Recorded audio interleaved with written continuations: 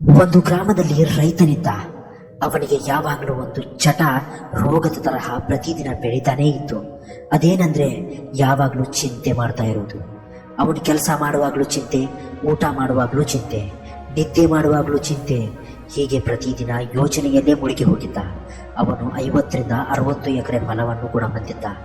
ಆಳು ಕಾಳು ಜಾನುವಾರುಗಳು ಹಾಗೂ ಇರೋದಕ್ಕೆ ಒಂದು ದೊಡ್ಡ ಭವ್ಯ ಬಂಗ್ಲೆ ಕೂಡ ಹೊಂದಿದ್ದ.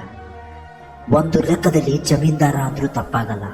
ಅವನಿಗೆ 2 ಮಕ್ಕಳು ಹಾಗೂ ಅವನ ಪತ್ನಿ ಅವನ ಜೊತೆಗೆ ಇದ್ರೂ ಕೂಡ ಕೆಲಸಕ್ಕೆ ಬಾರದ ಯೋಚನೆ ಮಾಡಿ ಪ್ರತಿದಿನ ಕುಗ್ಗುತ್ತಾನೆ ಇದ್ದ. ಒಂದು ವೇಳೆ ನನ್ನ ಬೆಳೆಗಳಿಗೆ ಕ್ರಿಮಿ ಕೀಟಗಳನ್ನು ಹತ್ತಿ ನನ್ನ ಬೆಳೆ ನಾಶವಾದರೆ ಏನು ಮಾಡೋದು? ಒಂದು ವೇಳೆ ನನ್ನ ಬೆಳೆಗಳನ್ನು ಜಾನುವಾರುಗಳು ತಿಂದು ಹಾಳು ಮಾಡಿದರೆ ಏನು ಮಾಡೋದು? ಒಂದು ವೇಳೆ ನನ್ನ ಹೊಲ ಒಣಗಿದ್ರೆ ಏನು ಮಾಡೋದು? ಮಳೆ ಬಿಟ್ಟು ಬಿಡದೆ ಸುರಿಯತೊಡಗಿದ್ರೆ ನನ್ನ ಬೆಳೆ ನಾಶವಾಗಿ ಹೋಗುತ್ತಲ್ಲ ಅಂತ ಹೀಗೆ ಪ್ರತಿದಿನ ಯೋಚನೆಯಲ್ಲಿ ಮಗ್ನನಾಗಿ ಹೋದ. ಕೆಲಸ ಮಾಡುವಾಗ ಬರೀ ಯೋಚನೆಯಲ್ಲೇ ತೊಡಗಿ ಹೋದ. ಒಂದು ವೇಳೆ ನನ್ನ ಜಾನುವಾರುಗಳಿಗೆ ಏನಾದರೆ ಆದರೆ ನನ್ನ ಗತಿ ಏನು? ಮಕ್ಕಳ ಗತಿ ಏನು? ನನ್ನ ಮುದಿ ವಯಸ್ಸಿನಲ್ಲಿ ನನ್ನ ಮಕ್ಕಳು ನನಗೆ ಚೆನ್ನಾಗಿ ನೋಡ್ಕೊಳ್ದೆ ಹೋದರೆ ನನ್ನ ಗತಿ ಏನಾಗತ್ತೆ ಅಂತ ಪ್ರತಿದಿನ ಚಿಂತೆಯಲ್ಲೇ ದಿನಗಳನ್ನು ದೂಡ್ತಾ ಹೋದ. ಹೀಗೆ ಪ್ರತಿದಿನ ಚಿಂತೆಯಲ್ಲೇ ದಿನಗಳನ್ನು ದೂಡ್ತಾ ಇದ್ದ. ಅವನ ಪತ್ನಿಗೂ ಈ ವಿಷಯದಲ್ಲಿ ತುಂಬಾನೇ ಚಿಂತೆಯಾಗಿತ್ತು. ಅವಳು ತನ್ನ ಪತಿಗೆ ಎಷ್ಟೋ ಸಲ ತಿಳಿಸಿ ಹೇಳಲು ಪ್ರಯತ್ನಿಸಿದ್ರು ಅವನಿಗೆ ಅದರ ಪ್ರಯೋಜನ ಆಗಲಿಲ್ಲ. ಒಂದು ದಿನ ಅವಳು ತನ್ನ ಗಂಡನನ್ನ ಕರ್ಕೊಂಡು ಒಬ್ಬ ಸನ್ಯಾಸಿ ಹತ್ರ ಹೋಗ್ತಾಳೆ. ಆ ಸನ್ಯಾಸಿ ತುಂಬಾನೇ ಬುದ್ಧಿವಂತ ಹಾಗೂ ಚಾಣಾಕ್ಷನಾಗಿದ್ದ. ಇಬ್ರು ಸನ್ಯಾಸಿ ಹತ್ರ ಬಂದು ತಮ್ಮ ಸಮಸ್ಯೆಗಳ ಬಗ್ಗೆ ಹೇಳ್ಕೊತಾರೆ. ರೈತ ಹೇಳ್ತಾನೆ, ಗುರುಗಳೇ, ನಾನು ಯಾವಾಗಲೂ ಕೆಟ್ಟ ಯೋಚನೆಗಳನ್ನೇ ಮಾಡ್ತಾ ಇರ್ತೀನಿ. ಪ್ರತಿದಿನ ನಾನು ಚಿಂತೆಯಲ್ಲೇ ಮಗ್ನನಾಗಿರ್ತೀನಿ. ಆದರೆ ಅದ್ಯಾವ ಕೆಟ್ಟ ಘಟನೆಗಳು ಕೂಡ ನನ್ನ ಜೀವನದಲ್ಲಿ ಇದುವರೆಗೂ ನಡೆದೇ ಇಲ್ಲ. ಆದರೂ ಚಿಂತೆಗಳು ಮಾತ್ರ ನನ್ನನ್ನು ಬಿಡ್ತಾ ಇಲ್ಲ. ಸನ್ಯಾಸಿ ಅವರ ಮಾತುಗಳನ್ನು ಕೇಳ್ತಾ ಒಂದು ಕ್ಷಣ ಅವರಿಗೆ ಒಂದು ಮಾತನ್ನು ಹೇಳ್ತಾರೆ. ಸರಿ, ನಾನು ನಿಮ್ಮ ಸಮಸ್ಯೆಗೆ ಉತ್ತರವನ್ನು ಹೇಳ್ತೀನಿ, ಆದರೆ ನೀವು ನಾಳೆ ಬನ್ನಿ ಅಂತ ಹೇಳಿ ಕಳಿಸ್ತಾರೆ. ದಂಪತಿಗಳು ಮರುದಿನ ಸನ್ಯಾಸಿ ಹತ್ರ ಮತ್ತೆ ಬರ್ತಾರೆ. ಬಂದು ನಿಂತು ನೋಡ್ತಾರೆ. ಸನ್ಯಾಸಿಗಳು ತುಂಬ ಯೋಚನೆ ಮಾಡ್ತಾ ಕೂತಿರ್ತಾರೆ.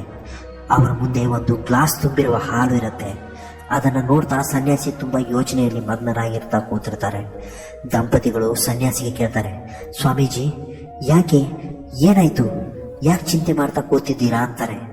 ನನಗೆ ಒಂದು ಚಿಂತೆ ತುಂಬ ಕಾಡ್ತಾ ಇದೆ. ಈ ಹಾಲನ್ನು ಬೆಕ್ಕು ಕುಡಿದು ಬಿಟ್ರೆ ಅಥವಾ ಬೆಕ್ಕು ಇದನ್ನು ಬೀಳಿಸಿ ಬಿಟ್ರೆ, ಹಾಲು ನಾಶವಾಗಿ ಹೋದ್ರೆ ಅಥವಾ ಈ ಆಶ್ರಮದಲ್ಲಿ ಯಾರಾದರೂ ಇದನ್ನು ಕುಡಿದು ಬಿಟ್ರೆ ಏನು ಮಾಡೋದು ಅಂತ ಯೋಚನೆ ಮಾಡ್ತಾ ಇದ್ದೀನಿ ಅಂತಾರೆ. ರೈತ ಮತ್ತು ಅವನ ಪತ್ನಿ ಈ ಮಾತನ್ನು ಕೇಳಿ ಜೋರಾಗಿ ನಕ್ಬಿಡ್ತಾರೆ. ರೈತ ಹೇಳ್ತಾನೆ, ಗುರುಜಿ, ಒಂದು ವೇಳೆ ಈ ಹಾಲನ್ನು ಬೆಕ್ಕು ಕುಡಿದು ಬಿಟ್ರೆ ಅಥವಾ ಬೀಳಿಸಿಬಿಟ್ರೆ ಹಾಗೂ ಆಶ್ರಮದಲ್ಲಿ ಯಾರಾದರೂ ಇದನ್ನು ಕುಡಿದ್ರೆ ಅಂತಹ ಯೋಚನೆ ಮಾಡುವಂಥದ್ದೇನಿದೆ? ಹಾಲು ನಿಮಗೆ ಪುನಃ ಸಿಗುತ್ತಲ್ವಾ? ಹಾಗೂ ನೀವು ಚಿಂತಿಸುವ ಅಗತ್ಯವಾದರೂ ಏನಿದೆ? ಅಷ್ಟಕ್ಕೂ ಈ ಹಾಲು ಬೆಕ್ಕು ಕುಡಿದಿಲ್ಲ ಹಾಗೂ ಕೆಳಗೂ ಬಿದ್ದಿಲ್ಲ, ಅಥವಾ ಈ ಆಶ್ರಮದಲ್ಲಿ ಯಾರು ಬಂದು ಈ ಹಾಲನ್ನು ಕೂಡ ಇನ್ನೂ ಕುಡಿದಿಲ್ಲ. ಹಾಗಾದರೆ ನೀವು ಇನ್ನೂ ಯಾಕೆ ಚಿಂತೆಯಲ್ಲಿ ಕೂತಿದ್ದೀರಾ ಗುರುಗಳೇ ಅಂತ ಹೇಳ್ತಾರೆ. ಇದನ್ನು ಕೇಳಿದ ಸನ್ಯಾಸಿ, ನಾನು ಕೂಡ ನಿಮಗೆ ಇದನ್ನೇ ಹೇಳಬೇಕು ಅಂದ್ಕೊಂಡಿದ್ದೆ. ಭವಿಷ್ಯದಲ್ಲಿ ಯಾವುದೇ ಘಟನೆಗಳ ಬಗ್ಗೆ ಯೋಚನೆ ಮಾಡೋದು ಕೂಡ ವ್ಯರ್ಥವೇ.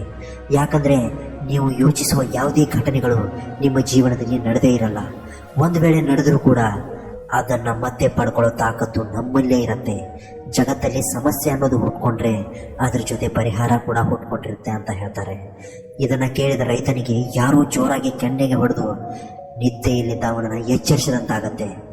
ಅವನಿಗೆ ಆಗ ಅರ್ಥ ಆಗತ್ತೆ, ನನಗೂ ಈ ಥರನೇ ಆಗ್ತಾ ಇದೆ ಅಂತ. ರೈತ ಸನ್ಯಾಸಿ ಕಾಲಿಗೆ ಬಿದ್ದು ಕ್ಷಮೆ ಕೇಳ್ತಾನೆ.